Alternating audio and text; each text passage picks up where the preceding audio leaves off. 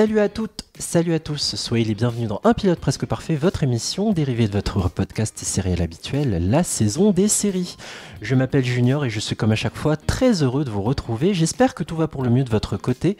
Pour celles et ceux qui découvrent ce podcast, un rappel du concept, 3 personnes viennent discuter uniquement du premier épisode d'une série que l'on passe en revue scène par scène et une fois qu'on a commenté en long, en large et en travers ce pilote, chaque participant doit lui attribuer une note située entre 0 et 10. L'objectif est de vous indiquer si la série au programme mérite d'être poursuivie au-delà de l'épisode d'ouverture.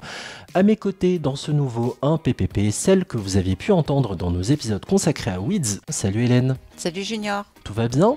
Ça va très bien et toi ? Oui, ça va très bien. J'ai hâte de t'entendre sur cette série. Là, je sais qu'on a fait bien pire, mais quand même, je suis curieux d'avoir ton avis sur la série au programme. Et j'accueille également celui qui anime le podcast Radio Kalos, une émission de débat où l'on discute de l'actualité du monde des Pokémon. Il s'appelle Jérémy. Salut Jérémy. Salut Junior. Sois à nouveau le bienvenu, ça va ? Ouais, nickel. Direction les années 2010 et plus précisément le 14 octobre 2018, date à laquelle débarquait sur la chaîne de télévision américaine CW une nouvelle version de la série culte Charmed que j'appellerai durant toute cette émission Charmed 2018. Elle est visible sur la plateforme TF1+, une création de Jenny Snyder-Urman, Jessica O'Toole et Amy Hardin. Ce reboot s'est achevé le 10 juin 2022 après 4 saisons et 72 épisodes. Pour vous donner un aperçu de ce nouveau Charmed, je vous propose un premier extrait et on en parle juste après. Ipsum revelare! Ipsum revelare! Votre mère était une sorcière, très puissante. Les sorcières n'existent pas. Un chien démoniaque vient d'essayer de bouffer mes extensions. Ça suffit. Vous avez le pouvoir des trois. Des sorcières destinées à sauver le monde d'une imminente catastrophe. Disparaît, démon! Mais qu'est-ce que t'as fait? T'es pas un démon? C'est notre héritage. Maman voulait qu'on le fasse. Comment tu fais ça? C'est pas moi. C'est nous. Vous êtes plus fortes ensemble. Pour celles et ceux qui n'ont jamais vu Charmed 2018, est-ce que tu peux nous faire le résumé de cette série anciennement diffusée sur TMC, Jérémy, s'il te plaît ? Oui, Charmed 2018, c'est l'histoire de 3 sœurs, Macy, Mel, Maggie, qui vivent à Hilltown et qui découvrent qu'elles sont des sorcières. Et pas n'importe lesquelles, les sorcières les plus puissantes de tous les temps. Elles sont destinées à sauver le monde des démons grâce au pouvoir des trois. Si vous avez un sentiment de déjà-vu, c'est normal, c'est parce que c'est le même pitch que la série originale, avec quelques différences, et on détaillera ça plus tard. Le pouvoir des trois nous libérera, le fameux sortilège du pilote d'il y a 20 ans. C'est un peu la même, en effet. Au casting de ce pilote, Mélanie Diaz, Madeleine Mantock, Sarah Jeffrey, Ser Darius Blaine, Hélène Tamali et Rupert Evans, entre autres.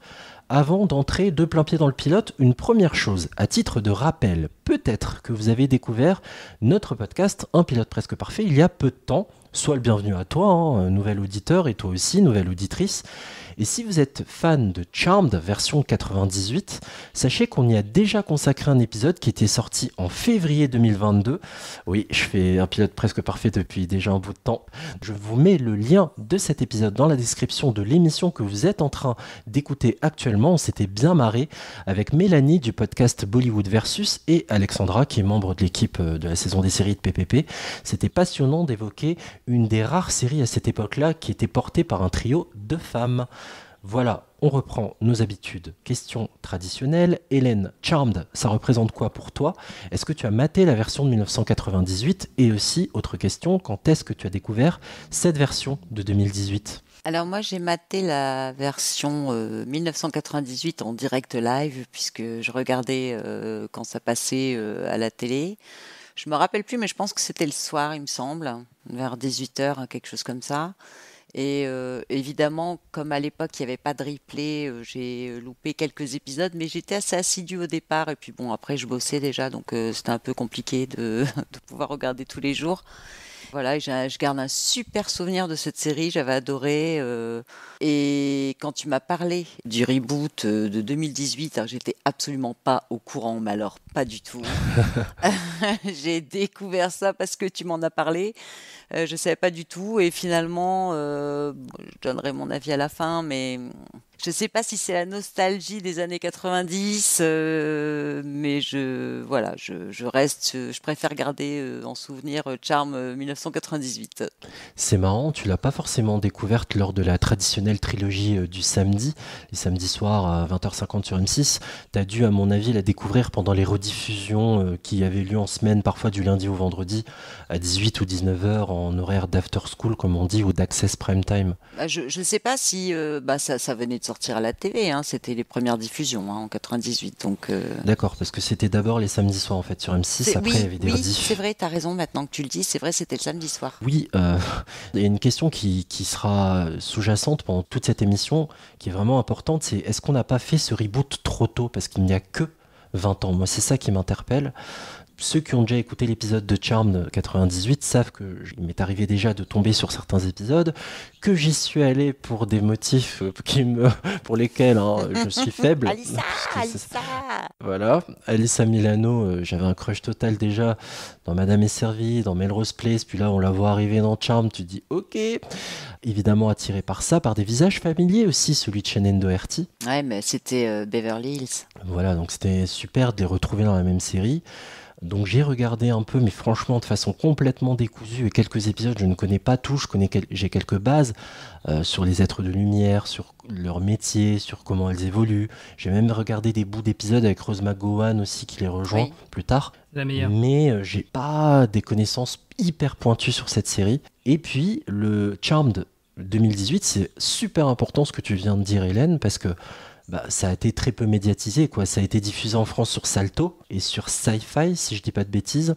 Ce sont quand même des chaînes et plateformes plutôt confidentielles. Si ça avait été diffusé sur M6 en prime time, t'en aurais plus entendu parler, donc c'est normal que tu sois passé à côté. Moi, je l'ai su parce que je suivais un peu tout ce qui sortait sur Salto.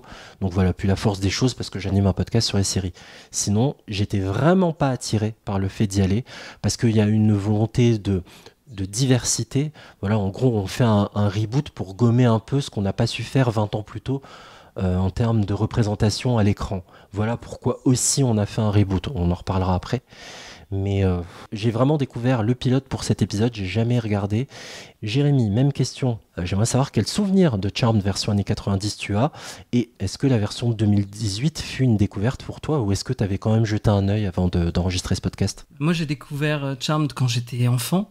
J'ai dû découvrir ça autour de la saison 4 ou 5 quand ça passait sur la trilogie du samedi. Et en fait, je suis devenu assez fan de la série. Je la regardais, je pense, au fur et à mesure des rediffs et des diffusions. Je pense avoir vu quasiment l'intégralité de la série. Peut-être il manque quelques épisodes comme ça à droite et là. Et je m'en souviens encore plutôt bien. Moi, j'étais plutôt fan de Paige, parce que justement, j'ai découvert un peu la série avec elle. Et j'avais entendu parler de pas mal du reboot. Il y avait pas mal de rumeurs qu'il allait avoir même des spin-offs ou quoi que ce soit. Et j'avais attendu les retours de la série, juste comme ça, de loin. J'avais entendu que c'était pas exceptionnel. Donc j'ai jamais jeté un coup d'œil. Et pareil comme toi, hein, c'est grâce au PPP que ça m'a encouragé à regarder le pilote. Je pense que c'est intéressant de faire un reboot parce que le concept de Charmed, il y a du potentiel. On va voir ensemble si ça valait le coup ou pas. On pourra faire quelques parallèles, bien sûr, tout au long de cette émission. Et puis, comme je vous l'indiquais, c'était cette volonté aussi d'être plus divers. Hein. Vous vous souvenez peut-être à l'époque, on parlait d'un remake de Buffy avec une Buffy noire cette fois. Là, on fait la même chose, mais on choisit une famille latino. Donc, elle s'appelle sa famille Vera, donc, contrairement au Halliwell. Il y avait vraiment ce souci-là, en fait, de s'intéresser un peu plus à la communauté latino. Et pas que aussi dans le trio des sœurs sorcières. C'était vraiment tout leur entourage. Il y a aussi une question aussi même de représentation queer. Une des sœurs est lesbienne.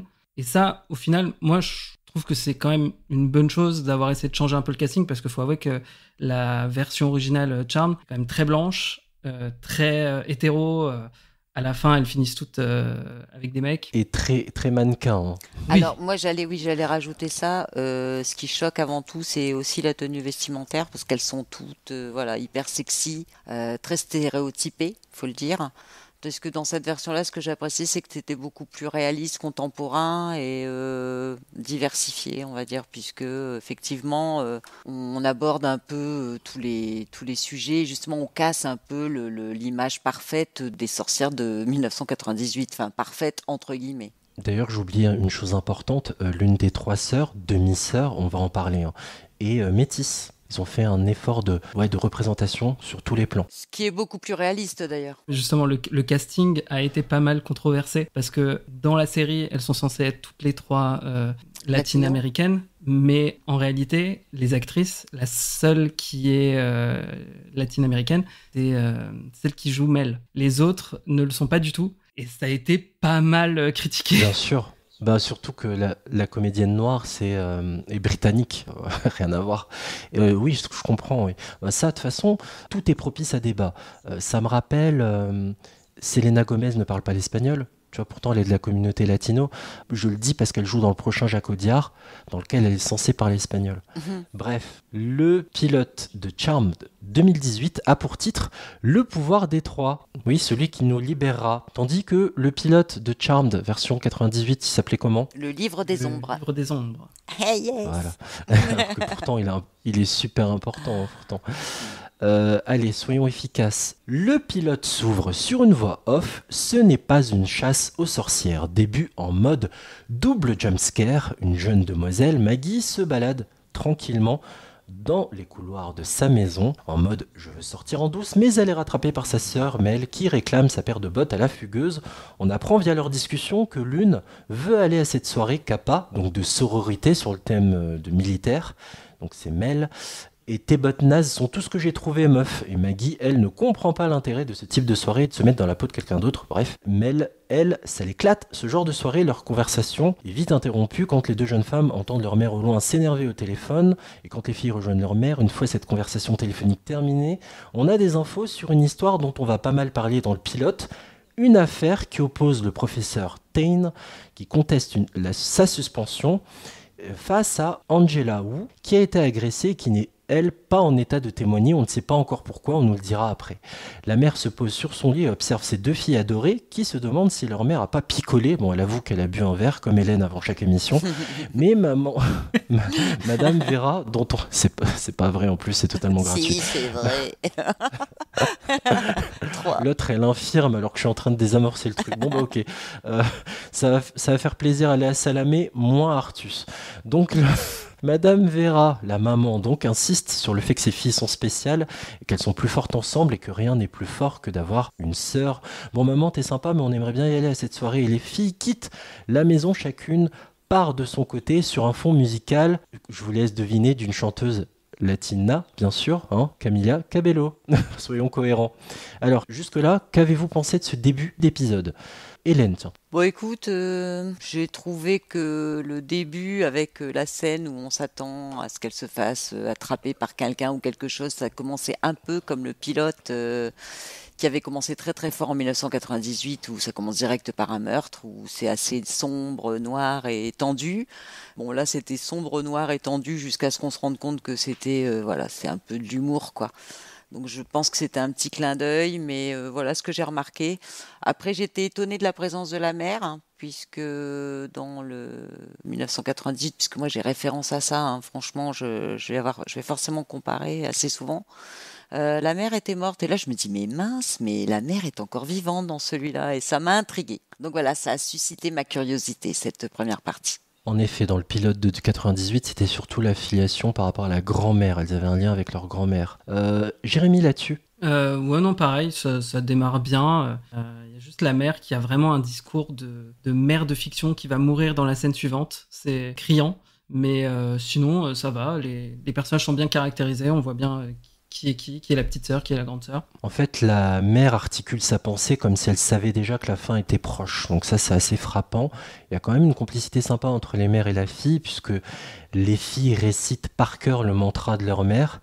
Et puis, on installe aussi déjà parfaitement les petits conflits entre sœurs ou frères et sœurs, peu importe. Sur, tu m'as piqué mes fringues, machin, les sorties de l'une et l'autre. Ça, en effet, c'est plutôt bien installé. Dans la suite, Maggie envoie un sexto à quelqu'un en mode « déshabille-toi », mais on ne sait pas à qui c'est destiné. C'est bon, t'inquiète, les apparts sont bien mieux quand on se rapproche du campus. Ici, c'est la lutte des classes, alors bienvenue à Hilltown. Ou Nulltown, comme le disent les gens cool. Si tu veux être cool, dis-le tout le temps. Oh, ouais, je suis cool à donf. Ouais, je vois ça. C'est ça. Je vais pas te laisser sous la pluie, T'inquiète, on va te trouver un appart, d'accord? C'est gentil. T'es sûr que je t'en demande pas trop? Non. C'est juste que ce boulot est sorti de nulle part et t'es le seul que je connais ici. Tu peux compter sur moi. Je suis là pour toi. Ok. La suite, rencontre avec un ami un peu trop prévenant.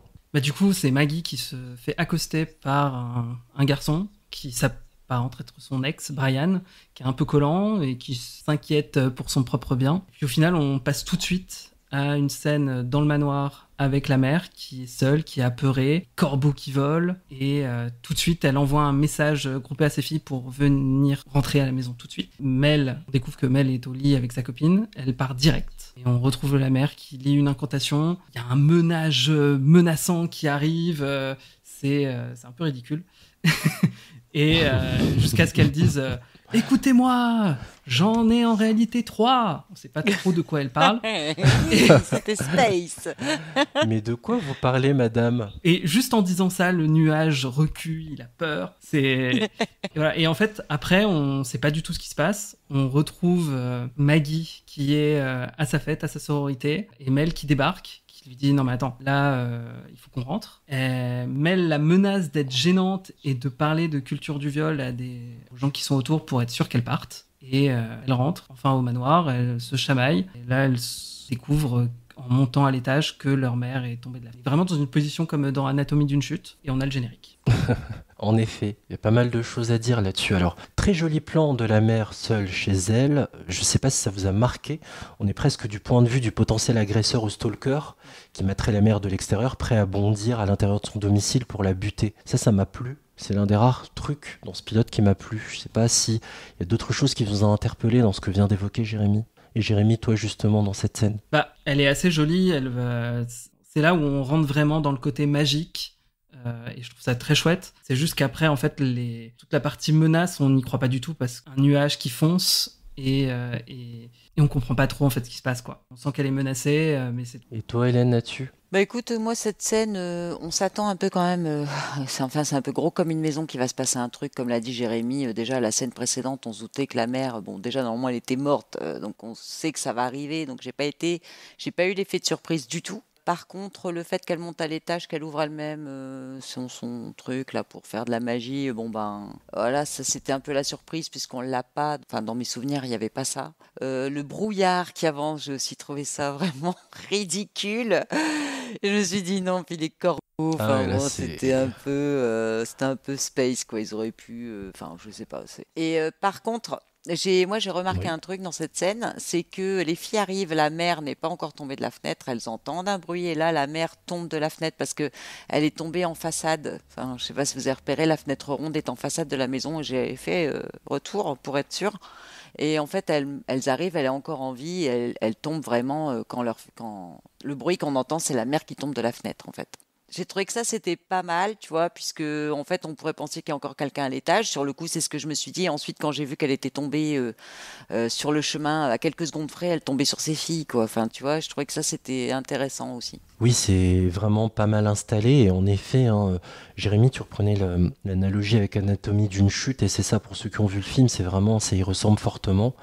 Et on comprend à quel point cette fenêtre dans le grenier, en fait, devient aussi un lieu stratégique.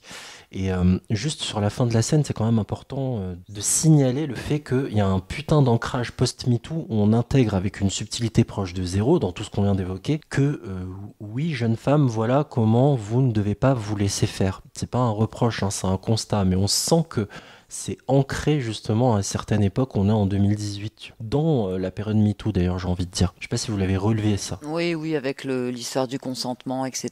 Ouais, ils appuient pas mal là-dessus, mais dans tout l'épisode, on va en reparler de toute façon. Moi, j'ai une question à vous poser à tous les deux. Est-ce que vous avez comparé les deux maisons, celle d'avant et celle de cette série? Pas vraiment, non. À part la couleur des briques qui est proche, mais... rouge, les façades et la fenêtre en hublot. Je sais pas si c'était... Après, on voit pas trop la maison dans ce pilote. On voit l'accueil et c'est tout, quoi. Il y a une grosse différence aussi entre la maison de la petite ville des Diaz et celle qui est dans une grande ville, c'est censé être San Francisco, des Halliwell. D'accord, ouais, ok. On s'est pas attardé aussi sur le froid qui s'est fait ressentir d'ailleurs au moment où les c'est vrai. filles Diaz rentrent. Ça a son importance pour plus tard. Ouais. Justement, allons-y, 3 mois plus tard. On retrouve après le générique les filles Vera, 3 mois plus tard. Donc la scène commence sur une femme et un homme qui marchent sous la pluie, 2 personnes qu'on ne connaît pas, qu'on n'a pas encore vues. La femme cherche un logement parce qu'elle vient d'emménager à Hilltown pour un nouveau job, donc à la fac.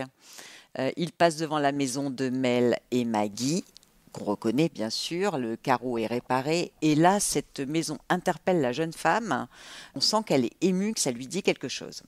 Un peu plus tard, on la voit donc faire une recherche internet au boulot, puisque apparemment il y a eu un fait divers concernant cette maison dont lui a parlé son ami précédemment.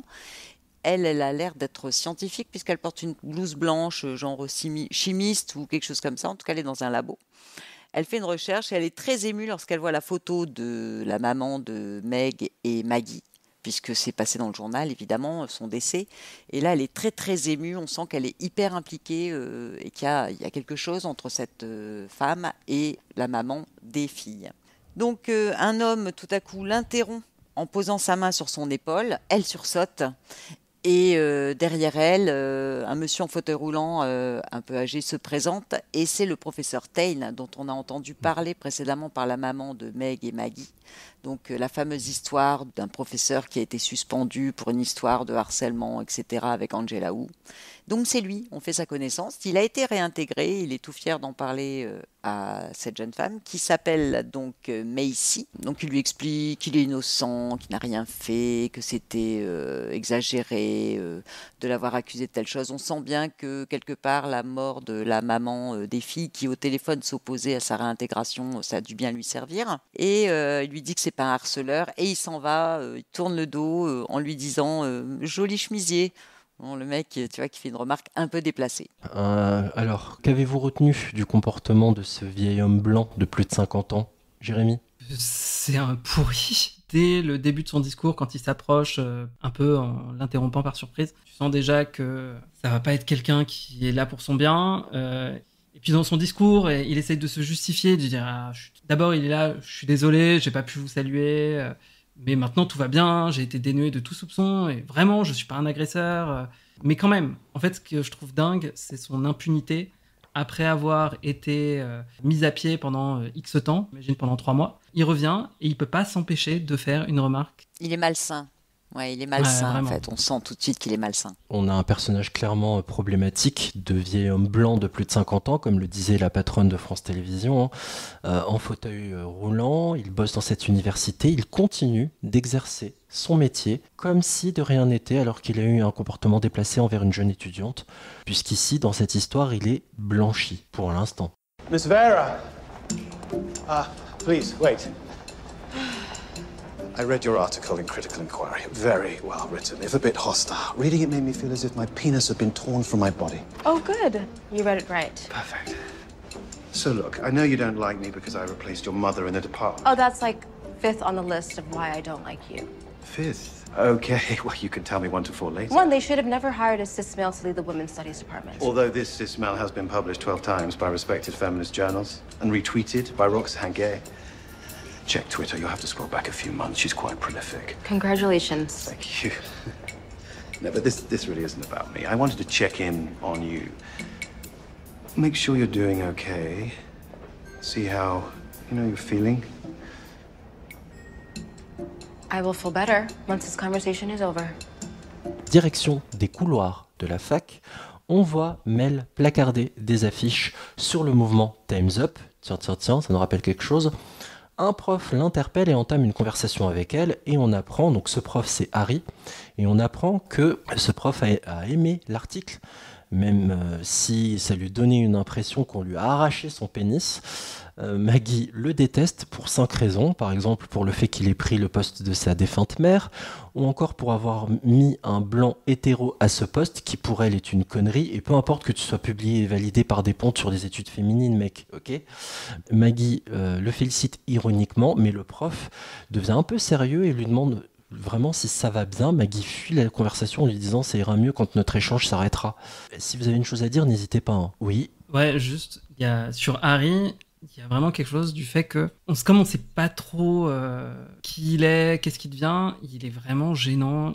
Et même si on sent qu'il a de bons sentiments en essayant de savoir comment elle va vraiment, ça fait vraiment intrusion. Et pour Mel, qu'on découvre, qui a l'air très en colère, très, très énervé, on se retrouve assez gêné par cette conversation qui n'en finit pas. Et disons qu'en plus, il a pris un poste, le poste de la mère de Mel. Non seulement ça la choque, mais en plus, c'est un poste qui traite des femmes, l'histoire des femmes et le département d'études féminines. Hein. Donc, il a vraiment rien à faire là, quoi. On se demande bien par quelle magie il est arrivé là. Tu vois, moi, je me suis dit mince, lui, c'est soit l'assassin, soit... c'est un gars qui va intervenir dans le reste de la série. On voit tout de suite qu'il va avoir de l'importance. Hein. J'ai l'impression. J'ai vu que le pilote. Pour donner un exemple qui parle à tout le monde, ça donne une situation un peu de malaise ça rappelle l'émission L'heure des pros sur CNews où il y a 5 hommes qui se mettent à parler de l'avortement, la constitutionnalisation de l'IVG ou pas. Tout à fait. Quand même problématique, quoi. Voilà. Donc, je continue. Mel, justement, elle continue de placarder ses affiches dehors sur des panneaux où elle n'a pas le droit de le faire. Elle n'en démord pas et que Tain est un prédateur sexuel. Et là, conversation entre Mel et un mec qui s'appelle Cameron, en mode Tain aurait dû être viré, Angela est dans le coma, et c'est la 3e fois que ce genre d'affaire arrive autour de Tain, alors que pour le mec, Cameron, Tain a été jugé innocenté, faut passer à autre chose, meuf. Bref, il commence à parler de chasse aux sorcières, et du coup, il se prend un énorme coup de poing dans la tronche, après avoir été trop loin concernant la mère de la jeune femme. Pas de temps à perdre, on va prendre ta déposition, jeune fille, en passant à ton domicile. Et là, Mel se retrouve face à 2 personnes de la police, un homme et une femme, la femme flic, qui tutoie d'ailleurs la jeune. Mais elle est très énervée, elle regrette d'avoir oublié ce garçon, elle rappelle une nouvelle fois pourquoi, elle est certaine que Tain est coupable et nous donne plus d'infos sur l'affaire Angela qui est dans le coma suite à une overdose alors qu'elle a toujours eu une scolarité impeccable à base de bonnes notes, jamais en dessous de A. Pour elle, sa mort n'est pas le fruit du hasard. La police n'a pas fait son boulot pour Mel. Le mec flic qui est là dit qu'il fera le nécessaire pour que celui qui a reçu le coup de poing, Cameron, ne porte pas plainte. Est-ce que vous avez des choses à dire là-dessus, sur cet interrogatoire, Hélène ? Alors oui, justement, on reconnaît la jeune femme de tout à l'heure qui était dans le lit avec Mel. D'ailleurs, elle l'appelle par son prénom, comme tu l'as dit, Nico. Donc son nom de famille, c'est Amada. On apprend qu'elle est enquêtrice de police. On sent bien qu'ils sont un peu tolérants avec Mel puisqu'elle a perdu sa maman et qu'ils essaient de la calmer plutôt. On apprend aussi que sa mère, Mel, a soutenu Angela Wu et que toute la famille est du côté de cette jeune femme dont on ne sait visiblement pas grand-chose puisqu'ils font qu'en parler, mais on n'a pas de visibilité sur l'histoire réellement, ce qui s'est passé, on ne sait pas. Et je trouve que ça met un peu de suspense dans l'histoire, d'autant qu'à visiblement, ils insistent assez lourdement sur la coïncidence au niveau de la temporalité avec la mort de la mère de Mel et de Maggie. Et on est vraiment dans l'incarnation du message de « on te croit, Angela, en tant que victime, on te croit ». Jérémy ? On voit encore plus que Mel est très en colère, elle est à bout émotionnellement. Limite, quand elle parle, on a l'impression qu'elle bouillonne, ouais. qu'elle part dans tous les sens. Et un truc que je voulais revenir sur ce gars, justement, c'était son discours sur vraiment en minimisant littéralement tous les témoignages, ou même toutes les paroles que Mel pouvait dire. Alors, t'inquiète pas, le prof et les filles ont été entendus. Oui, enfin bon, il y a quand même des victimes qui sont dans le coma. Puis, il minimise aussi, comme tu l'as dit, la victime. Elle était instable, elle est folle. Et on a le motif de la chasse aux sorcières qui revient pour la 3e fois. Vraiment le déclencheur qui fait que Mel va lui mettre un poing dans la gueule. C'est assez jouissif de voir ça. Elle a découpillé complet. C'était sa façon à elle de répondre dans l'instinct parce qu'elle a été aussi blessée, quoi. Elle est très en colère et blessée encore 3 mois après. Le fait de perdre sa mère, c'est pas évident. Donc, le moindre truc sensible là-dessus, tu t'en prends plein la gueule, là. Oui. Non, mais c'est surtout que c'est même pas le fait qu'il ait parlé de chasse aux sorcières qui donne Mel envie de le frapper. C'est qu'en fait, ce mec, Cam, qui lui dit que c'est le professeur. Gros, c'est bien fait pour ta mère. Ouais, voilà, c'est bien fait pour ta mère. C'est elle qui a vraiment eu justice en l'accusant comme ça pour rien. Donc, clairement, il méritait son pain. Clairement, et même sans, je pense qu'il a quand même une tête à prendre des pains. You realize without a permit, that's vandalism? Professor Thane is a sexual predator. He should not be that teacher. He had a hearing. He was exonerated. It's over. The main witness against him was in a coma. It was a he said, she said situation. Please, she said. And Angela Wu, clearly unstable. If your mother hadn't started this whole witch hunt. This is not a witch hunt. It's a reckoning. Seems like your mom's one of the reckoning. Damn it! Dans le chapitre suivant, je l'ai baptisé Engueulade entre sœurs et une visite impromptue. Ouais, Maggie rend au manoir et elle est très en colère contre Mel parce qu'elle a frappé quelqu'un. Du coup, on apprend que les deux sont étudiantes dans la même université. Mel est en 3e année, mais elle est chargée de t'aider. Du coup, elle pourrait perdre son taf. Et ce qu'on apprend surtout, en fait, c'est qu'il ne supporte plus vivre avec elle puisque Mel est obsessive. Elle est en colère. Limite, la mort de leur mère, ça la fait virer vers la folie. Et Mel, par contre, lui reproche que Maggie essaye de passer à autre chose, comme si de rien n'était. Deux visions des choses qui s'affrontent et c'est presque irréconciliable sur le moment. Et c'est là, parce que c'est le bon moment après une dispute, que Macy tape à la porte, la jeune femme qu'on a vue juste avant, et qui leur annonce que elle pense être leur sœur. Elle leur montre une photo de leur mère avec elle bébé. Et là, c'est encore la magie. Coupure de courant. Il y a un éclair. Et du coup, en fait, on se retrouve vraiment avec Macy qui essaye de s'expliquer. Il y a Maggie qui, elle, est curieuse, essaye de compatir avec elle, essaye de comprendre la situation. Et il y a Mel qui, elle, passe un interrogatoire complet. Elle l'accuse limite d'avoir tué sa mère, un héritage qu'elles n'ont pas. Finalement, Macy décide de partir. On s'est réapproprié le fait de se servir d'une photo comme d'un instrument important dans Charmed autrement. Dans l'ancien pilote, c'était une photo où les trois sœurs étaient un peu séparées l'une de l'autre, et à partir du moment où le pouvoir des trois était ancré et validé par les trois sorcières, la photo les rapprochait comme un peu comme un Photoshop, quoi, comme ça. Je trouve que l'usage de la photo est franchement pas hyper subtil, quoi. Et regardez, c'est votre mère qui me tient bébé devant votre maison. Bon, bref. Par contre, il y a un aspect que j'ai bien aimé, c'est la suspicion, en fait. Cette espèce de paranoïa qui s'installe en mode « Mais pourquoi tu débarques chez nous et qu'est-ce que tu veux ? Tu veux de l'argent ?» Et ça, j'ai trouvé ça plutôt pas mal. C'est pas des plus fins dans l'écriture, mais c'était intéressant. Hélène, là-dessus. Ouais, j'ai fait un parallèle entre Mel et Prue dans la version 98. On le sait, il va y avoir le même parallèle un peu plus lent, on en parlera. Mel, j'ai bien aimé la description de son personnage parce que...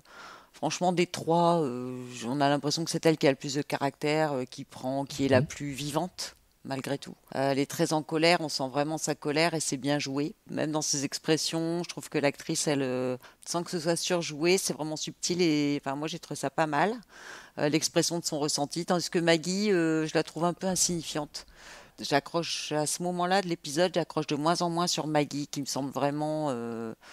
gamine comme au début de l'épisode. Enfin, elle évolue pas, tandis que Mel, je trouve qu'il y a une bonne évolution. Et l'arrivée de Macy, exactement comme vous, un cheveu dans la soupe, quoi. J'ai trouvé que c'était mal, c'est pas vraiment le moment. Enfin, en même temps, il y a 40 minutes, donc il faut bien le placer à un moment donné.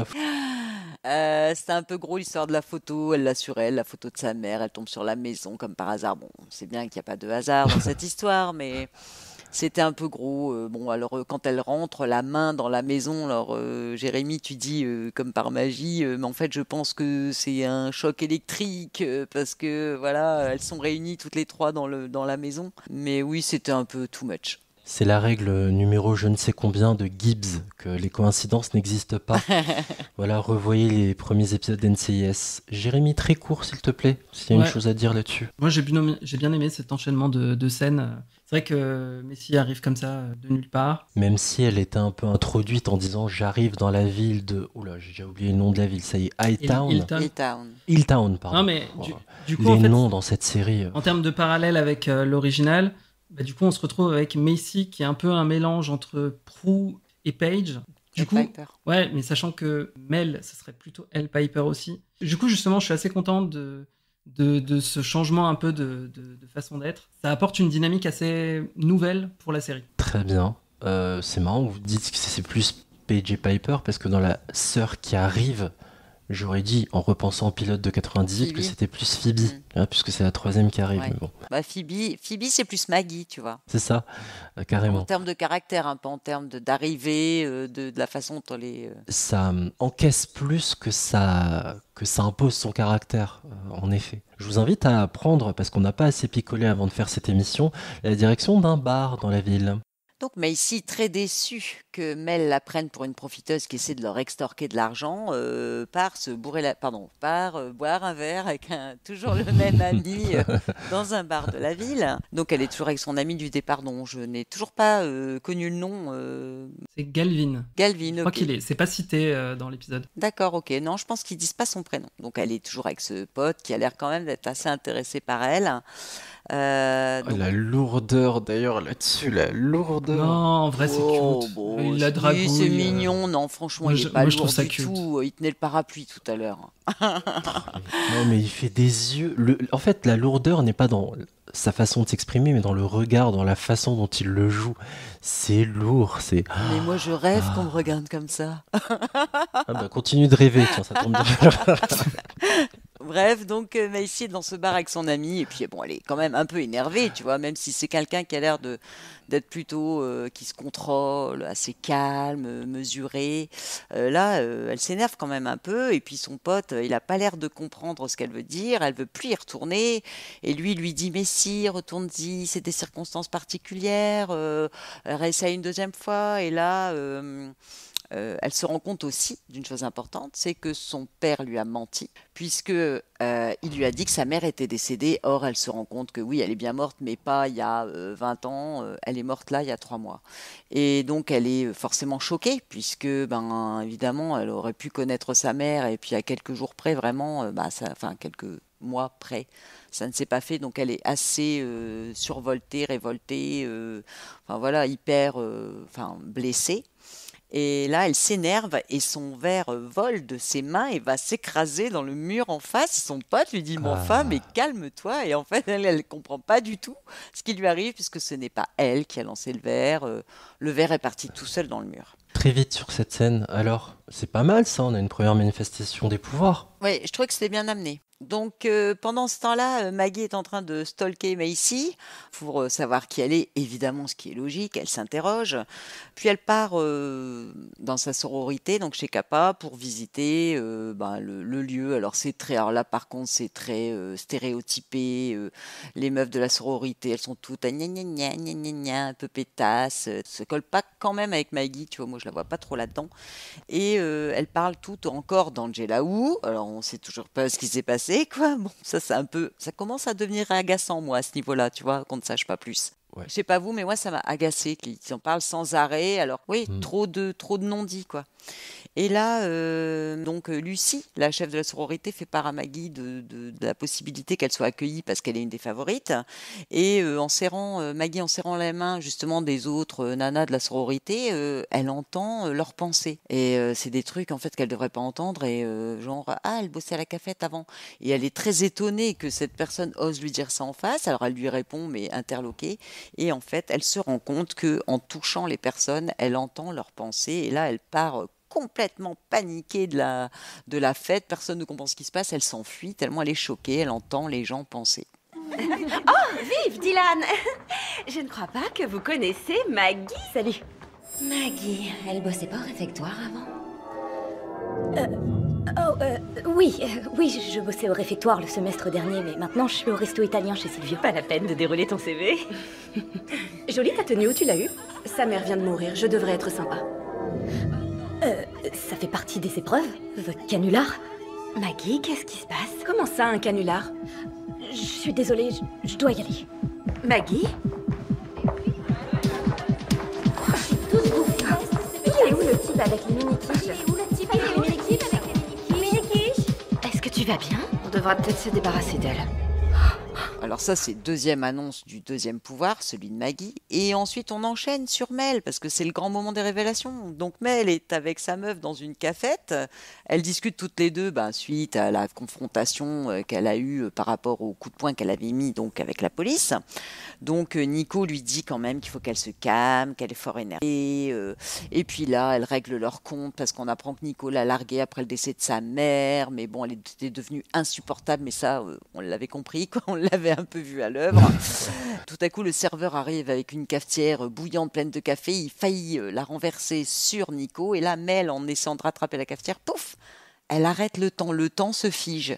Donc elle ne comprend pas ce qui se passe, Nico ne se rend compte de rien, le temps reprend et pouf, ça recommence, le temps se fige à nouveau. Et là, on découvre en fait que Mel a le pouvoir d'arrêter le temps. Et Mel le découvre en même temps que nous d'ailleurs, elle est la première étonnée.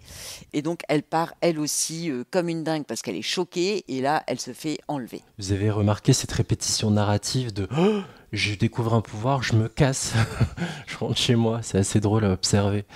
Mel, elle a des raisons de se barrer parce que vu comment elle est énervée et anxieuse et tout, là elle pourrait croire qu'elle fait un mental breakdown et qu'il est temps de rentrer se coucher. Mais sinon, je voulais revenir juste rapidement sur la scène à la sororité avec Maggie. C'est cette scène où je sais pas trop si la série essaye d'être progressiste ou essaye d'être critique envers les personnes qui peuvent être progressistes parce que t'as Lucie, la chef de la sororité, qui dit ouais, nous chez les Kappa on est super woke et tout, mais en même temps ils sont très faux, parce que quand elle parle d'aller au chevet d'Angela Wu, c'est une scène qui m'a fait extrêmement rire. Elle est hyper cynique. Ouais. Elle est hyper cynique, et puis t'as quelqu'un qui dit « Mais est-ce qu'il y a des chances qu'elle se réveille ?» Et puis Lucie lui fait « Non, mais ce ne sera pas des efforts de notre part. » Ce ne sera pas par manque d'efforts de notre part. C'est ça. C'est très très drôle, et en même temps, c'est cette façon d'être très très faux, mais d'être woke, mais seulement en apparence. Eh ben, écoute, ça se résume en un mot, pétasse. Donc, voilà. Quoi. Ah oui, complètement. C'est vraiment le stéréotype de la pétasse blonde qui Non, il y a des brunes chef, aussi. En plus. Moi, je veux défendre les blondes. Oui. Voilà, non. Et je veux dire, dans le stéréotype de la fiction américaine, hein. Tu sais, en plus, c'est la chef, entre guillemets, celle qui contrôle tout. Donc, il faut vraiment rentrer dans le rang et rentrer dans les cases qu'elle a définies. Ça me rappelle un peu des personnages qu'on a pu voir dans Scream Queens, qui est une série de Ryan Murphy et Brad Falchuk, que je vous recommande, vraiment. C'est une série d'horreur, hein. Par contre, c'est pas à mettre entre toutes les mains. Mais c'est sur Disney+. Et c'est sur des sororités aussi, d'ailleurs. Oui, Jérémy ? Mais c'est très drôle. Oui, en plus, oui, c'est vraiment... Il y a des morts complètement connes aussi. Il y en a qui vont vous marquer. Et ce que j'ai noté, d'ailleurs, à la fin de ta scène, Hélène, j'ai mis « cut ». C'est-à-dire qu'elle se barre « cut ». Et il y a beaucoup de scènes comme ça, hein, se barre « cut ». Mais elles se font souvent enlever à ce moment-là. L'enlèvement de Mel est assez ridicule, on sait pas trop. Genre, on a l'impression que quelqu'un lui tire le bras en pleine journée. En pleine rue. Direction la maison des Vera. On retrouve... le prof avec qui Mel s'est pris la tête au début de l'épisode. Je me trompe pas, c'est bien lui. Oui. Je sais pas si vous avez ressenti ça, mais j'ai l'impression que tous les visages se ressemblaient. C'était assez pénible à regarder dans le pilote. Les deux sœurs, Maggie et Mel, je trouve qu'elles ont des visages et des coupes de cheveux sont assez construites de la même façon. C'est vrai. Moi, j'ai pensé que c'était limite des jumelles au départ. Puis après, quand tu les regardes bien, tu vois que non, mais c'est vrai qu'elles se ressemblent. On retrouve le prof avec qui Mel s'était pris la tête au début de l'épisode. Il a tout simplement attaché chaque sorcière, chacune coincée, ligotée sur une chaise. Le prof Greenwood leur annonce qu'elles sont toutes les trois des sorcières, destinées à sauver le monde d'une fin imminente et tragique. Vous avez le pouvoir des trois, vous êtes les sorcières les plus puissantes de l'univers. Mel dit qu'elle savait qu'il était pas net à diriger le secteur des études féminines, celui-là, mais le prof préfère évacuer sa blague. Et le prof les détache en utilisant ses pouvoirs, et là les filles partent en débat, notamment Maggie, qui dit qu'elle ne peut pas être une sorcière, déjà que je ne m'habille jamais comme une sorcière à enfiler des tenues sexy, non mais ça va pas, non. Mais elle pensait qu'elle était cinglée, mais bref. Greenwood veut que les filles se calment et il énumère leurs pouvoirs. Prenez des notes les amis, c'est super important. Mais si elle est dotée de télékinésie, Mel peut figer le temps et Maggie lire les pensées des gens. Précision, mais si a un gros QI, donc c'est celle qui maîtrise le mieux ses pouvoirs. Il explique aussi pourquoi lui aussi a des pouvoirs. On apprend qu'Harry, en fait, est un conseiller pour sorcières et il fait partie de ce qu'on appelle, comme Léo dans les années 98, c'est un Naître de lumière. Naître de lumière. Voilà, un être de lumière. Mel comprend que sa mère aussi était une sorcière et on apprend que leur mère était puissante et qu'elle a bridé leur pouvoir de leur naissance jusqu'à, en gros, l'âge adulte pour les protéger et les laisser grandir notamment. Et elle a entamé le process pour libérer le pouvoir des 3 sœurs le soir où elle a été tuée. Donc, elle ne s'est pas suicidée. Le professeur a fait son enquête. Il ne sait pas qui a tué leur mère, mais un indice important.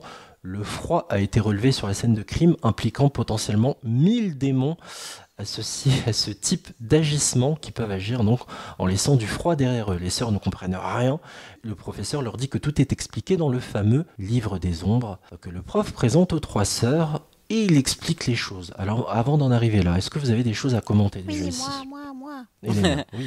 Alors, je ne sais pas si vous avez remarqué, mais quand elles ouvrent le livre des ombres, on voit une photo, enfin une image avec une femme qui s'appelle Melinda Warren. Ça vous dit quelque chose ? Tu as une image d'une femme blonde, il me semble, et en dessous, il y a écrit Melinda Warren. C'est peut-être un clin d'œil au Charmed. Un clin d'œil au Charmed, mais je sais plus. Je suis sur le Wikipédia, sur le Charmedpedia. Wiki Jérémy. C'est une sorcière qui a eu un épisode dans la saison 1. Je crois qu'elle apparaît dans un épisode de la saison 1. C'est un petit clin d'œil, mais c'est tout. On se doute bien qu'il laisse des easter eggs pour les fans purs et durs qui vont relever ce genre d'infos. C'est la grande question en fait de cette série, c'est est-ce que c'est dans la continuité de la série originale ? Est-ce que c'est un reboot complet ? Je crois que les scénaristes et les créateurs de cette nouvelle version, ils n'ont jamais réussi à vraiment se décider. C'est ça, sachant que Constance Burge, qui était la créatrice de la première version des années 90, est aussi scénariste sur cette version-là, sur le pilote. Donc, il y a quand même des choses qui sont clin d'œil, c'est que dans la série de 98, tous les prénoms commençaient par un P, là tous les prénoms commencent par un M. Ensuite, l'être de lumière, c'est un gros clin d'œil à Léo, évidemment.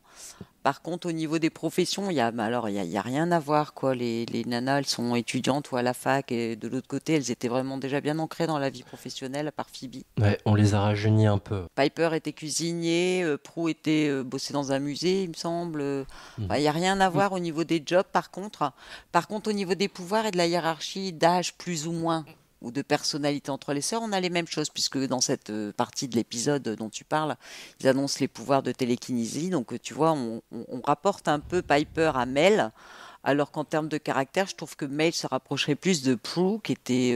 on est d'accord, surtout que c'est l'aîné. Voilà, l'aîné, alors qu'en fait, je pense que l'aîné, finalement, c'est bien évidemment Macy, puisque on comprend qu'elle est née avant les 2 sœurs. Donc je pense qu'ils ont fait un rapport à l'âge. Parce que Phoebe, la plus jeune, pareil, la prémonition, les visions, c'est comme Maggie. Et Mel, celle du milieu, c'est comme Piper qui arrête le temps. Donc je pense qu'ils ont fait par rapport à l'âge et pas par rapport aux personnalités. Ils ont essayé de mettre quelque chose de nouveau, en fait, d'intervertir. C'est ça, mais ils ont mélangé un peu les personnalités, ou même un peu plus tard, juste dans la scène, on voit que Mel, elle est très enthousiaste à être une sorcière, alors que son équivalent, pour moi, son équivalent Piper, beaucoup plus réservé, enfermé, n'était pas forcément réservé sur ça. Phoebe, elle était très enthousiaste à être une sorcière, alors que Maggie, pas du tout, au contraire. Mel, c'est assez drôle parce qu'elle cherche une raison scientifique. Macy. C'est un peu elle, parce que... Macy, pardon. Macy, elle, c'est la scientifique. Donc... Rationnelle, ouais. On y revient, ce distinguo entre les cartésiens, les plus fervents croyants à la sorcellerie, en la magie, ou au contraire les plus sceptiques, ou ceux entre les deux. En effet, ils ont repris ce parallèle-là qui existait déjà dans le pilote des années 90. Donc, pour répondre à ce que tu disais, Jérémy, est-ce qu'ils ont tenté de faire des clins d'œil ou un reboot, ou de recoller certaines choses à la nouvelle mode d'aujourd'hui ? Je pense que c'est un peu des deux, puisqu'ils ont repris des choses, et d'un autre côté, moi je verrais les parallèles plutôt comme des clins d'œil. Non, mais l'avantage, en fait, c'est que Charmed, ils ont mis 8 saisons à essayer de se construire un lore, quelque chose. Ils ont essayé de s'y tenir, mais pas vraiment. Là, on part pas sur une page blanche, il y a déjà des choses qui sont mises en place. C'est plus simple pour eux de partir sur des bases, même qu'on connaît déjà un peu, quoi. Par contre, pour le générique, il n'y a absolument pas rivalité. Puisque là, le générique de cette série-là, 2018, il est nul. C'est une petite boîte à musique, ça dure 3 secondes. Alors qu'on a le formidable générique de Charmed de 1998 que tout le monde connaît. Enfin, vraiment, là, ils ont pas forcé là-dessus. Je pense qu'ils savaient qu'ils ne pouvaient pas faire mieux. La reprise des Smiths, bien sûr. It's a folly, duh. It must be. He induced it somehow. You did just see that guy disappear into thin air, right? You think us actually being witches makes more sense? Yeah, I do. It all makes sense. Throughout history, strong women were called witches, and they are. We are. We have to unite to change the power dynamics, right the ship, change the course of humanity. It's Lucy. She wants me to go to the Kappa house. Seriously? No interest in changing the course of humanity? Witches aren't real. There's a scientific explanation for this. Comme les sœurs ne comprenaient rien, le professeur leur a dit que tout est expliqué donc dans le fameux livre des ombres, et le prof présente aux 3 sœurs l'essentiel à savoir. 3 anciens oracles ont prédit 3 signes annonciateurs de l'apocalypse. Le président, alors ça je pense que c'est pas un hasard, j'ai mis entre parenthèses coucou Trump. Moi aussi. Voilà. Le mouvement des grands sages chutera, donc la mort de leur mère. Le 3e, si j'ai bien noté, il ne dit pas. La mort fait venir la source de tout le mal, mais c'est pas encore arrivé. L'épanouissement du mal et après la chute. Mais l'épanouissement du mal, il nous détaille pas trop ce que c'est, quoi. On garde bien sûr des billes pour les épisodes suivants. On apprend d'ailleurs que la mère des sorcières a fait en sorte que Macy trouve son boulot à Hilltown et soit auprès de ses sœurs. Maggie est rassurée d'ailleurs et ravie de découvrir que Macy est bien sa sœur, Mel moins, on dirait. Le professeur donne en main propre le livre des ombres qui sera leur instrument principal donc pour vaincre les démons. Il explique que les filles ont 48 heures pour décider unanimement si elles veulent devenir des sorcières ou pas. Si elles disent oui, elles deviennent pleinement une sorcière et que vos pouvoirs s'ajusteront si vous le voulez vraiment. Si vous refusez, les événements qui ont eu lieu avec une dose de magie vont disparaître. Maggie, en ouvrant le livre, bloque sur un démon qui dépece les sorcières et en fait des smoothies, ça c'était drôle. Pour le prof, a priori le monde souterrain n'est absolument pas au courant que vous 3 vous êtes réunis, sauf qu'on a un plan suivant sur un corbeau qui guette devant la maison. Du coup ça part en débat entre les sœurs.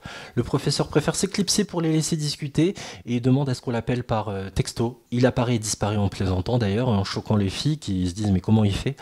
Et finalement la scène s'arrête là.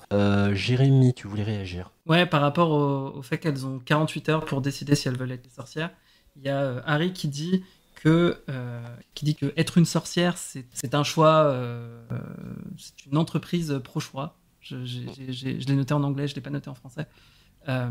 Qui est une référence à l'IVG, être pro-choix.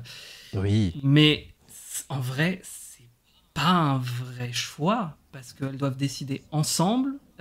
S'il y en a une qui veut pas... Enfin, on le verra ensuite dans la suite de l'épisode, mais c'est pas vraiment un choix totalement consenti à 100%, quoi. Pour résumer en une phrase, en fait, il y a un engagement solidaire et un désengagement solidaire. L'une entraîne les autres forcément. Donc, en effet, s'il y a une voix dissonante, tout peut être foutu par donc, terre. C'est pas un choix individuel, mais c'est un choix collectif. Si elles vont toutes dans la même direction. Voilà. En effet. Tout l'intérêt du duel, c'est-à-dire qu'il ne veut pas d'un choix individuel. Si le choix est individuel, ça veut dire qu'elles ne font pas qu'un toutes les 3. À mon avis, c'était ça l'idée, tu vois, qu'elles doivent faire un toutes les 3, puisqu'elles se tiennent la main après, tout ça, même dans le... C'est ça qui vous a le plus marqué ou il y a autre chose que vous voulez ajouter? Moi, il y a un autre truc qui m'a marqué, qui est très simple, il n'y a pas besoin de chercher très loin, c'est que dans cette série, dans cet épisode, on ancre un peu plus l'idée de consentement. C'est-à-dire que si vous voulez devenir sorcière, ça ne va pas s'imposer à vous, il faut me dire oui. Vous n'avez pas remarqué que ça revient, c'est un truc qui, dans l'épisode, revient tout le temps... limite d'ailleurs au forceps, que c'est important la question du oui et du consentement. Alors c'est très bien, hein, mais c'est un peu, comment dire, tartiné, quoi. Alors qu'il n'y avait pas du tout cette notion de choix dans la version 98. Exactement. Oui, Jérémy? Mais tant mieux. Moi, ce que je retiens sur toute cette scène, enfin, moi j'ai détesté cette scène dans son ensemble. Je comprends en fait le besoin de passer à l'essentiel en dégageant tous les basiques. Voilà votre mission, voilà le livre des ombres, vous êtes des sorcières, voilà je suis votre être de lumière, mais c'est juste de l'exposition pendant je sais pas combien de temps. C'est ça. Et en plus, c'est avec le ton paternaliste de Harry, qui en VO a un accent anglais, il fait un peu le britannique. Je sais pas, moi j'ai trouvé ça assez insupportable. Vraiment, moi j'ai appelé. D'habitude, je note jamais le nom des parties, mais là je l'ai appelé M'explique-moi le scénario. C'est vraiment que ça. Et je dis pas qu'il aurait fallu attendre plusieurs épisodes pour introduire plein de choses comme c'était dans l'original. Mais peut-être diluer un peu plus. Là, vraiment, c'est... C'est amené vraiment avec des gros sabots, quoi. Bah, l'image que je reprenais juste avant concernant la tartine, quoi. C'est-à-dire que, et je me répète, pas de subtilité dans ce pilote. C'est vraiment... on n'est pas complètement bête, hein. On est sur une chaîne de série qui a pour cible les ados et les jeunes adultes. Il n'y a pas besoin de surexpliquer autant, quoi. Surtout en 2018. Sincèrement, dans les années 90, j'aurais peut-être compris. En 2018, c'est vraiment un truc qui m'a frappé, quoi. De raconter encore des histoires de cette façon-là. On poursuit. Là, on retrouve les 3 sœurs, mais sans le prof, et une décision à prendre. Là, il faisait jour et maintenant il fait tout de suite nuit. On est avec Maggie qui est en train de rentrer chez elle, on ne sait pas trop où elle est. Elle se balade dans les bois et elle reçoit encore des textos de son ex Brian. C'est assez ambigu cette scène parce qu'il lui dit qu'il lui manque comme un ami, mais il lui limite ordonne de ne pas aller dans les bois. Ensuite, on passe tout de suite à Macy qui fait des recherches. Il y a Mel qui regarde des interviews du prof Tain et c'est un peu emmêlé tout ça. Il y a l'ex de Mel qui débarque au manoir. Elle discute. On sent que Mel est plus sereine. Le fait qu'elle ait compris que c'est une sorcière, elle se sent mieux. Elle s'excuse d'ailleurs de la manière dont leur relation s'est passée après la mort elle s'excuse d'avoir ruiné leur relation. Et au final, s'embrasser. Se réconcilier. Se sont réconciliés. Et on repasse ensuite sur Maggie qui est dans les bois, n'a pas du tout écouté son ex, qui tombe sur un chien qui a l'air tout mignon, mais en fait, c'est un chien émo avec du mascara qui coule sous ses yeux et qui décide de l'attaquer. Mais comme ça coûtait trop cher, on ne verra jamais le chien l'attaquer. On se retrouve direct dans le manoir où Maggie a été blessée au visage. Et puis t'as Mel qui lui dit, Maggie qui est là en mode « Ah, mais je me suis fait attaquer par un démon, c'est terrible !» Et Mel qui lui dit « Tais-toi !» Là, il y avait du coup Nico qui était là, donc il fallait pas faire de bruit. C'est surtout qu'il fallait pas vendre la mèche sur la sorcellerie, quoi. Mais du coup, ouais, ça fait un peu juste tes problèmes, c'est pas grave. Là, faut surtout pas en parler. Et du coup, on se retrouve ensuite dans le manoir, dans le grenier de la maison, cette scène un peu culte de Charmed où elles sont là autour du livre des ombres à essayer de chercher. Il y a Macy qui étudie une sorte de gelée verte avec son téléphone, avec une app, je sais pas c'est quoi. On voit vraiment les personnalités avec Macy qui enquête, Mel qui lit dans le bouquin et Maggie qui juste veut pas en entendre parler, elle veut être tranquille. Harry la soigne. On apprend que les êtres de lumière, comme dans la précédente série, peuvent soigner les gens. Et puis Macy découvre que on peut faire disparaître, exorciser le démon avec du bicarbonate de soude. Et voilà, elles finissent par discuter, réfléchir à comment vaincre ce démon. Alors, Macy analyse la bave du chien qu'on a récupérée sur Maggie. Et là, elle se rend compte qu'il y a de l'acide dedans. Donc, elle dit quelques bicarbonate de soude. On peut donc neutraliser les démons qui habitent les corps, parce que Harry leur explique que les démons peuvent habiter le corps des humains et les attaquer sous des apparences humaines ou animales, et que c'était un démon qui était dans le chien. Et donc là, elles se disent qu'elles peuvent en effet contrecarrer les démons avec du bicarbonate de soude, et elles pensent tout de suite, elles se demandent comment ils ont su que Maggie était seule dans les bois, et Maggie leur dit j'allais voir la sororité, donc ils se disent ça doit être Lucie, mais en fait elle était aussi en SMS avec son ex. Mais bon, bref, ils visent Lucie et se disent qu'ils vont aller voir Lucie pour lui balancer du bicarbonate de soude. Cette partie, il se passe tellement de choses. Il y a beaucoup de choses. Et ensuite, tu as aussi Mel et Maggie, pour terminer cette scène, qui règlent leur compte par rapport à la mort de leur mère, sur le thème de la culpabilité de l'une de l'autre. Ouais. Enfin, voilà. Parce que du coup, Maggie pense que Mel lui en veut d'avoir tardé à venir et du coup d'avoir tardé à pouvoir potentiellement sauver leur mère. Surtout qu'elle est morte simultanément au moment où elles entraient dans la maison, quoi. Ça se comprend aussi. Elles l'ont entendu tomber. Il y a plein de choses. Qu'est-ce qu'on peut retenir ? Moi j'ai noté que le bicarbonate de soude, ça marche pour tout, quoi. Ouais, moi j'ai trouvé c'est pour le ménage chez soi et pour... les brûlures d'estomac. Voilà, et pour les démons. L'outil, l'instrument, je suis pas convaincu, tu vois. Non, en plus, ça diminue l'impact de la magie, en fait. Mais carrément. C'est intéressant de rajouter un peu de science, etc. Mais au final, même là, on se rend compte au fur et à mesure de l'épisode qu'elles n'utilisent pas tant que ça la magie, quoi. C'est Pourquoi vouloir rendre rationnel le truc ? Je comprends pas. J'ai pas compris, en fait. C'est ça, c'est l'incompréhension par rapport à ces choix scénaristiques-là, en fait. Maggie ? Je t'ai cherché partout. Qu'est-ce que tu faisais ? Maggie. Hé ! Salut ! Je reviens.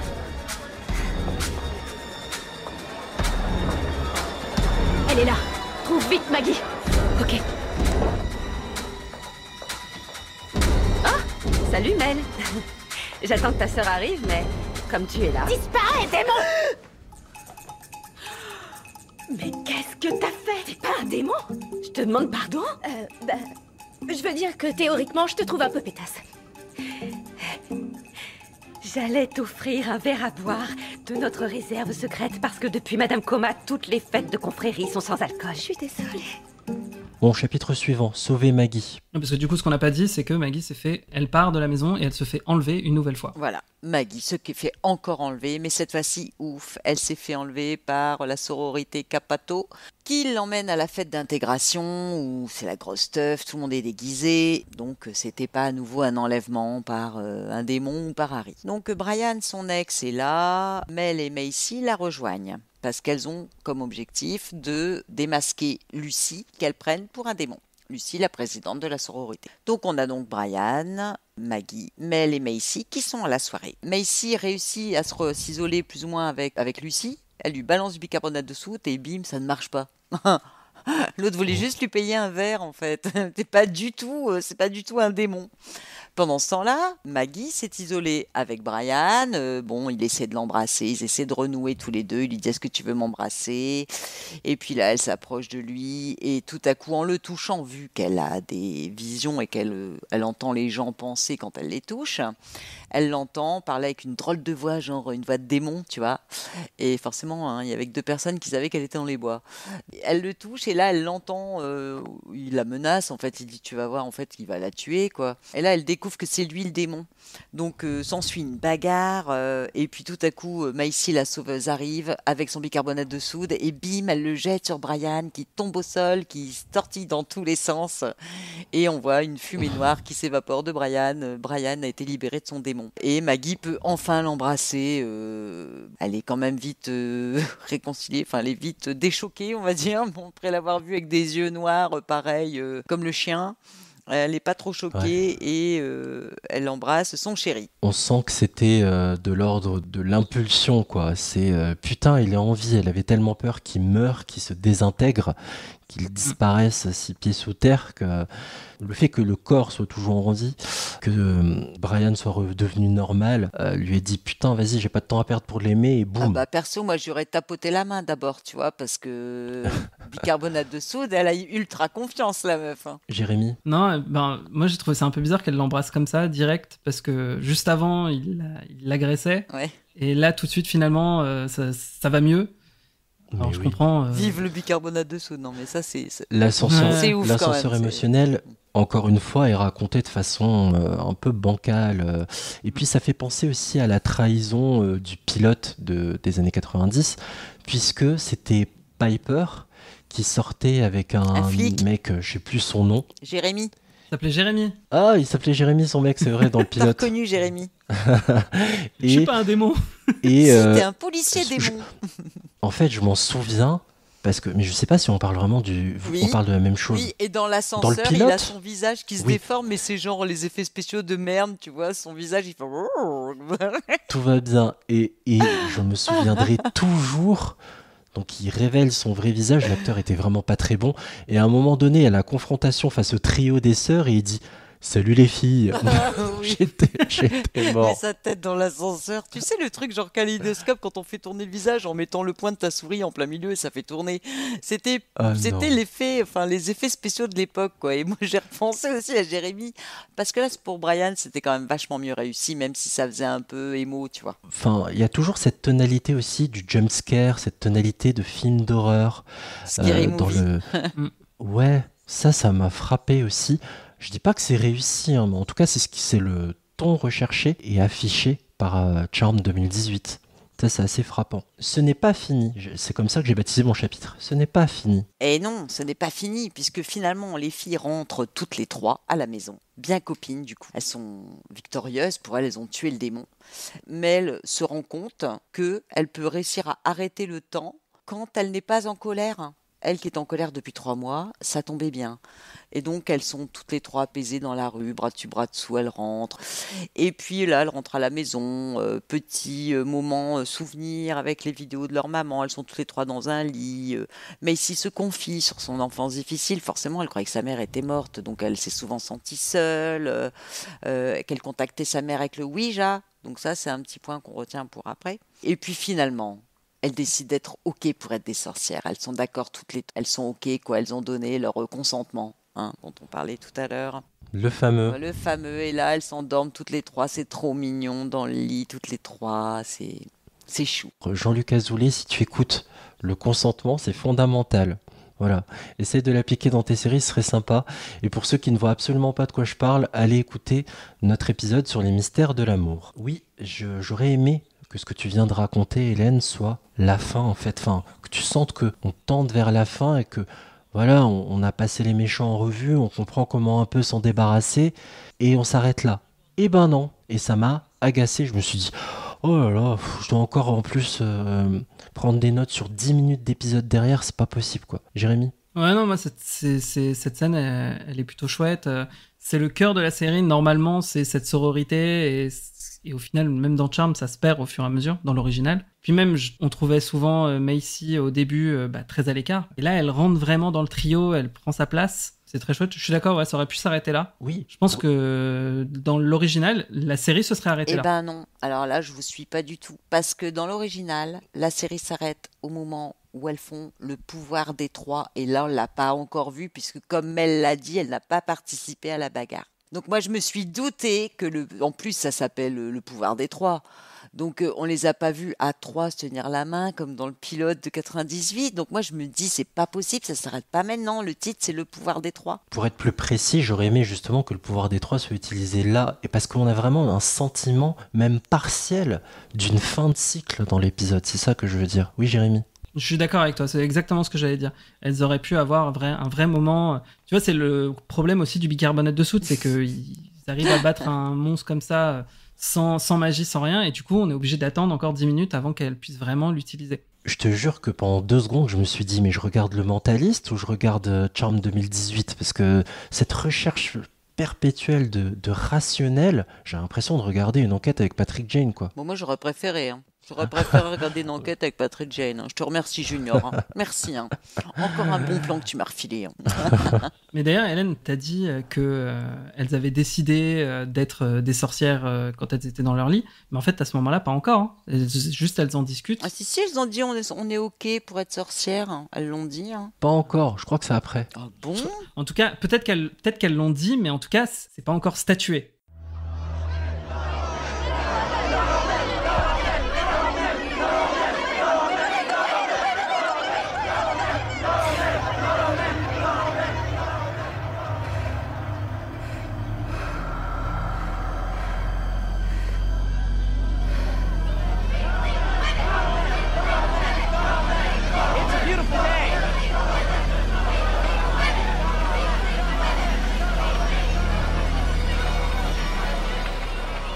Justement, je vous invite à prendre la direction d'une manif. Juste avant, sachez que Macy, la troisième sœur, n'a pas réussi à s'endormir, même si Mel et Maggie ont pu passer une nuit tranquille. Elle, non. Elle se dit qu'il y a un souci avec Brian parce que quand elle a réussi à évacuer ce démon en lui, le froid n'était pas présent dans la pièce. Donc il y a quelque chose qui cloche. Et pendant ce temps-là, Maggie débarque dans la pièce et elle dit qu'elle est prête pour aller à la manif contre la réintégration du professeur Tain, là où Mel y est déjà. Et là, il y a un mouvement de caméra pour nous faire comprendre que c'est là-bas que le danger est.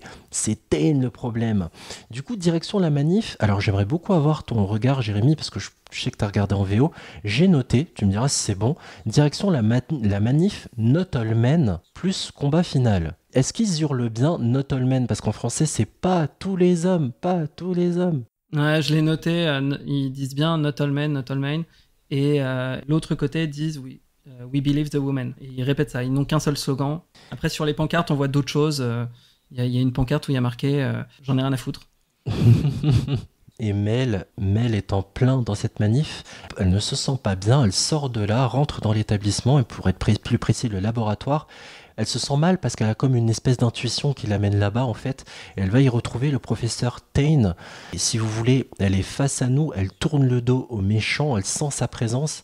En se retournant, elle tombe sur lui. Et avant d'en arriver là, on a même croisé dans le couloir une fontaine à eau gelée. Messi et Maggie sont en route pour la fac et nous distillent à nous, téléspectateurs, des infos. Le démon s'appelle Thaddeus, un démon supérieur qui, pendant ce temps-là, immobilise Mel en mode Mr. Freeze dans Batman. Il se nourrit de la vitalité des femmes fortes, c'est ce qu'on comprend aussi, ce démon. Macy et Maggie arrivent dans la salle avec le mec qui avait pris coup de poing dans la tronche, donc Cameron. Et ce mec, en voyant le méchant, dit « Mais monsieur, vous portez un costume ? C'est la même chose en VO ou... » C'est pareil, ouais. Réplique ridicule. Et ce que t'as pas dit, c'est qu'en fait, au début, du coup, on voit le vieillard en fauteuil roulant qui se lève. Oui. Donc tu te dis, ah, au fait, finalement, il est pas si innocent que ça. Et puis d'un coup... Il ouvre la mer en deux. Mais limite, j'aurais préféré ça, parce qu'au final, il se retrouve avec entièrement en CGI, un truc, genre, qu'est-ce que j'ai noté ? C'est un marcheur blanc, mais version moche. Le roi de la nuit. Et t'as vu comment on joue sur ce côté un peu horrifique toujours, parce qu'on le voit flouter, se lever en arrière comme ça. Et à chaque fois, ça joue sur cette corde sensible-là de l'horreur. Bref, le surfeur d'argent agresse Mel. On apprend qu'il se nourrit de la vitalité des femmes fortes. Il envoie en tout cas un pieu givré dans la poitrine de Cameron. Stalactite. Ouais, moi aussi j'ai noté stalactite. Ouais. Mais j'ai noté un pieu givré, moi. C'est plus parlant, je trouve, c'est plus imagé. Pourquoi pas Mr. Freeze tant que tu y es. On dirait vraiment que d'ailleurs ce stalactite là, on dirait vraiment qu'il est en plastique, genre. Mais oui. Il est moche. Les filles appellent Harry pour guérir Cameron et Harry débarque, donc l'être de lumière, je le rappelle. Et justement, Harry leur rappelle aux filles que lire le sortilège seul, mais ici, ça marchera pas. Il faut que toutes les trois, alors là, on est en mode explication. Il faut que toutes les trois, vous dites oui au pouvoir des trois, sinon ça marchera pas. Il explique aussi à Harry qu'elles resteront des inconnues les unes pour les autres si elles refusent. Les trois filles finissent par dire oui, pendant que Mel continue pendant ce temps-là de figer une stalactite envoyée par le méchant. Le méchant se met à noyer toute la pièce dans le brouillard. Macy ramène ses sœurs, rapproche ses sœurs à sa gauche et à sa droite et elles lancent ensemble le sortilège pour évacuer le brouillard et tuer le méchant démon. Le démon les traite d'idiotes de penser que c'est lui qui a tué leur mère parce qu'elles y arrivent à le neutraliser, mais il dit c'est pas moi qui ai tué votre mère, c'est seulement maintenant que ça commence les gamines. Et le démon met du temps à disparaître et finalement se désagrège comme un vampire dans Buffy contre les vampires d'ailleurs. Débat autour du cas de Cameron qui a tout vu, il a assisté à toute la scène et Mel lui dit non, laissez-le avec ces images-là en tête, il va passer pour un hystérique de toute façon, personne ne le croira, ça changera rien. Du coup, pas d'embrouille avec nous, connard, c'est clair. Il reste juste une petite scène où on sort de l'université, on retourne dans le domicile des Vera et Macy finalement emménage chez Mel et Maggie. Elle n'est plus seule maintenant, mais attention meuf, t'es notre sœur, mais nous, tes deux autres sœurs, on prend beaucoup de place. Scène finale où les filles sortent le Ouija pour convoquer l'esprit de leur mère. La planche fait bouger le curseur et il va transmettre un message aux sœurs, ne faites pas confiance à Harry. Et au moment où son nom est cité, il apparaît d'un coup et demande en quoi il peut aider les filles. Et c'est ainsi que s'achève le pilote de Charmed. Jérémy, je vais vous demander s'il vous plaît d'être très efficace et de me dire d'entrée tout ce que vous avez pensé de tout ce passage. L'élimination du méchant et ce suspense-là sur le fait que Harry ne serait pas forcément un ami qui nous veut du bien. Jérémy. Sur toute la bataille, je l'ai trouvé assez ridicule. Mais je pense qu'en fait, c'est à cause des CGI. Genre, s'il avait juste eu un masque ou juste du maquillage Mr. Freeze, ça aurait peut-être été plus kitsch, mais ça aurait peut-être eu un meilleur impact. Mais il est pas flippant, surtout. Ouais, non, mais c'est ça, il est pas flippant. Et puis, tout est désamorcé. Il y a Harry qui quand il apparaît, il est blasé, il est saoulé, il a pas envie d'être là. Alors, je comprends que oui, c'est chiant d'aller soigner le Cam qui est un relou, mais ça reste un innocent. Au moins, faire en sorte qu'il meure pas. Oui, il est super désinvolte, quoi, ouais, à ce mais moment-là. Après, le fait en plus qu'il y a de la fumée partout, en fait, on voit rien. Pareil, ça n'a aucun impact. Et le fait que le démon explose à la dernière minute, enfin, avec un temps de latence, pareil, j'ai trouvé ça pas très drôle, quoi. Puis il y a eu de l'humour aussi, il a fait de l'humour, alors qu'en fait, s'ils avaient voulu donner un petit... Il y a trop d'humour, quoi. Ouais, c'est censé être la grande bataille finale, et au final, c'est un clown, quoi. Et par rapport à Harry qui arrive dans le sombre, mystérieusement, tu te dis, ah, peut-être qu'il y a quelque chose qui va se passer. Bon, c'est juste un cliffhanger, c'est un peu ridicule. Tu as regardé la suite, Jérémy? J'ai regardé l'épisode suivant. C'est juste pour te pousser à regarder le suivant. Ça marche plus ou moins, mais c'est pas génial. Quand tu décris le méchant comme ça, tu me fais penser au méchant de Jessica Jones en saison 1 avec un autre Britannique. David Tennant, donc l'ancien Doctor Who, qui a ce côté désinvolte. Il est un peu plus dangereux, mais il a ce côté costard, accent british, etc. J'ai vraiment l'impression que tu me décris ce méchant-là. C'est un bon parallèle parce que dans Jessica Jones, David Tennant kill Grey, je crois, très intimidant et très flippant tout le long, etc. Et en vrai, le professeur Tain, il est intimidant, c'est vraiment un méchant du quotidien.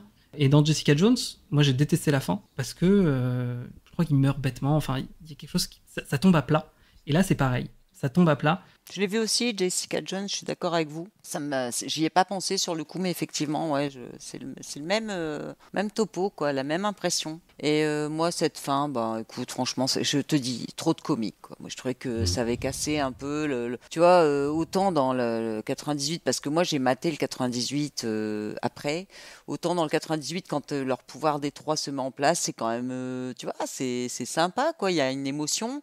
Autant là, le flop complet, quoi. Oui, il y a une émulation qui se crée vraiment entre les trois sœurs, une confiance mutuelle qui s'installe. Et tu te dis, ouais, ok, elles vont faire un vrai bout de chemin ensemble, ça se sent. Là, il y a quelque chose qui sonne un peu faux, je sais pas comment l'expliquer, mais ça reste... Il n'y a pas de montée en puissance, ça reste rectiligne, sans vraiment nous prendre aux tripes et sans se dire et nous impliquer, sans se dire... Exactement. On va aller suivre ces filles-là, et la preuve, je vais pas continuer derrière, mais on va en reparler. Je pense qu'on a bien passé en revue ce pilote. Après un dernier extrait, on va bien sûr parler très vite fait de la suite de Charmed 2018. On va voir si on a eu envie de continuer ou pas. Et puis bien évidemment, on va vous donner notre note. T'es sûr que je peux rester ici? Oui. Et on était sœurs, alors t'as plus besoin de rester toute seule maintenant. D'ailleurs, même quand on aura envie, parce que je te préviens, Mel et moi, on prend de la place. D'accord, je l'ai trouvé. On va voir si ça fonctionne. Maman? Est-ce que tu es là?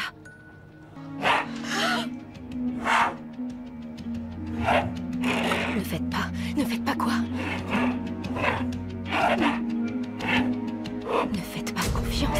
H-A-R-R. Harry? Mesdames,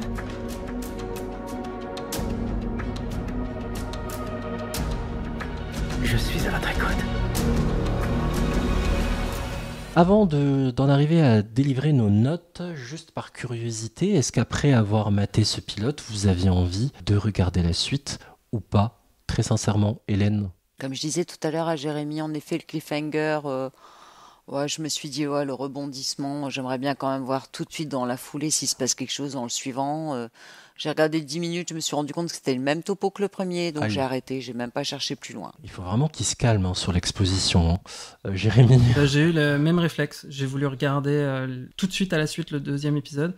J'ai tenu jusqu'au bout et en fait tout va bien. En fait c'était la mère qui appelle sur le Ouija. En fait c'était un démon et en fait il voulait juste les éloigner de leur être de lumière. Ça va pas plus loin. Alors tu vois Jérémy, ce que tu me dis là, ça me conforte parce que dans les 10 premières minutes de l'épisode que j'ai regardé, Harry leur dit directement au bout de même pas 2 minutes d'épisode, vous savez les Ouija faut faire attention parce que souvent les démons s'en servent, ils adorent et tout. Ah oui. Et j'ai dit bah vas-y c'est ça quoi. En fait c'était un démon. Et ben tu me confirmes la fin. Et pour le coup, après, j'ai pas du tout continué.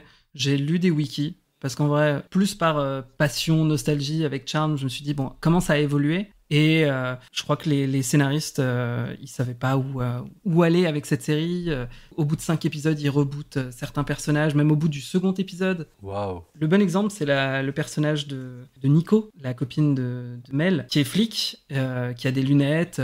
Et dès l'épisode 2, on lui retire ses lunettes. Elle dit que en fait, elle a pas besoin de lunettes et que tout va bien. Et finalement, parce qu'il y a un danger, Mel va réécrire l'histoire, qu'elle ne soit jamais rencontrée. Du coup, on réécrit complètement. Oh là là. Et Waouh. Capillotracté. Il y a des bonnes idées qui sont mises dans cette série que j'ai vues, mais ça part dans tous les sens. Mais justement, vous allez pouvoir énoncer tout ça dans votre avis, dans votre note que vous allez attribuer à ce pilote de Charmed 2018.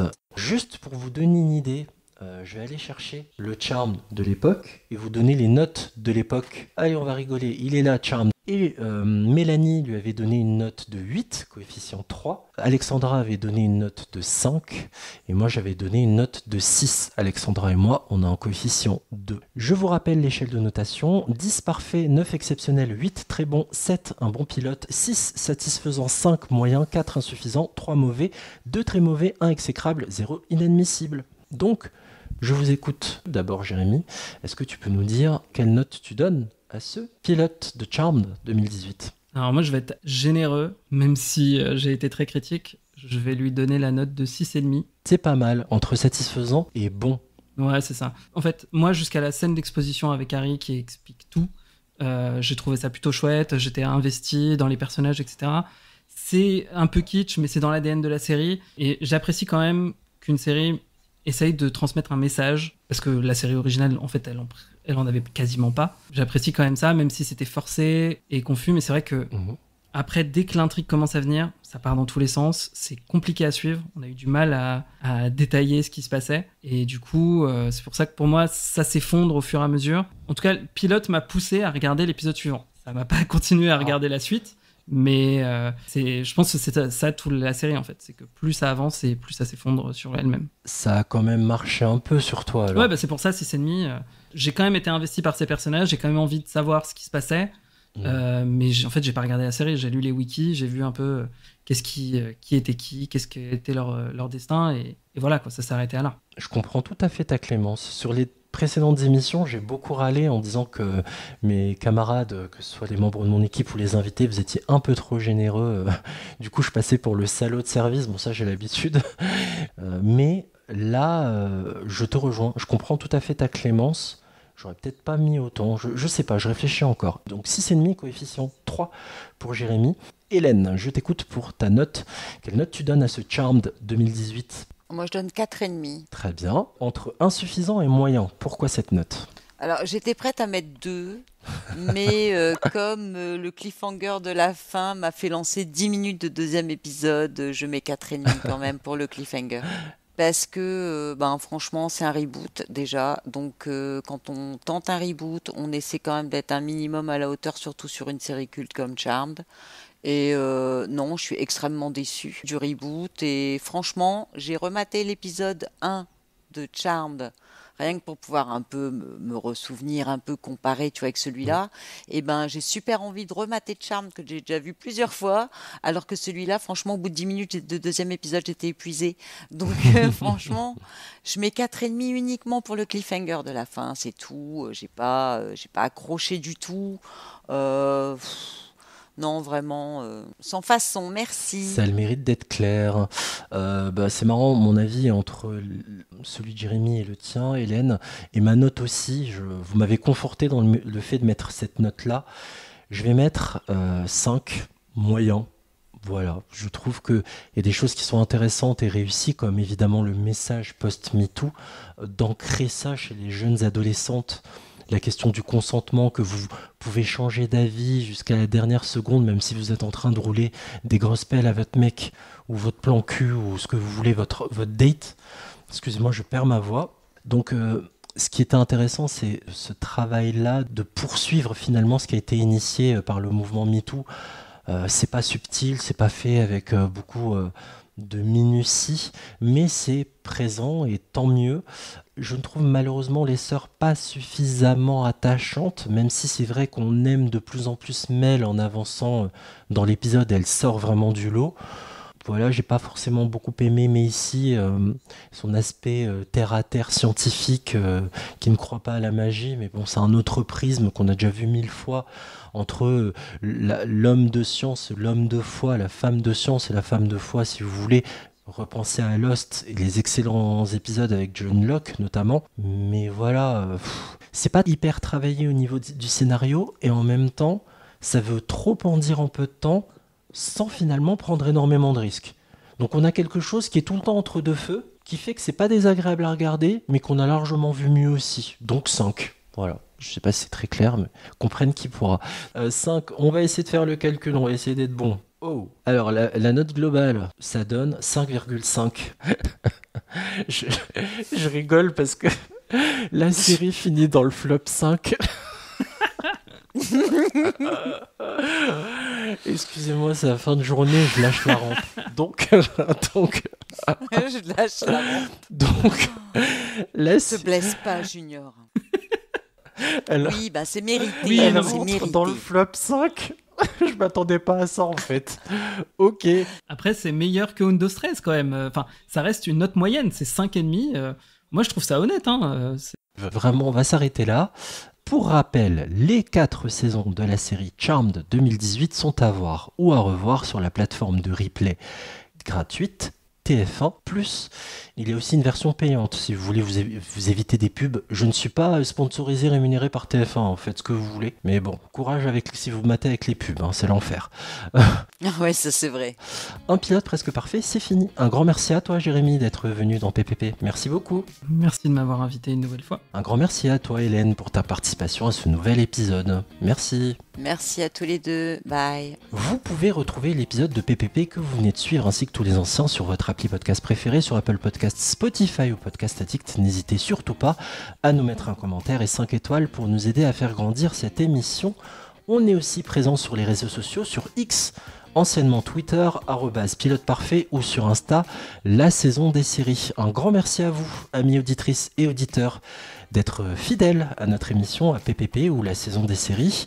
Merci à vous de nous avoir écoutés jusqu'au bout. Je vous souhaite de très bons épisodes et je vous dis à très bientôt. Ciao.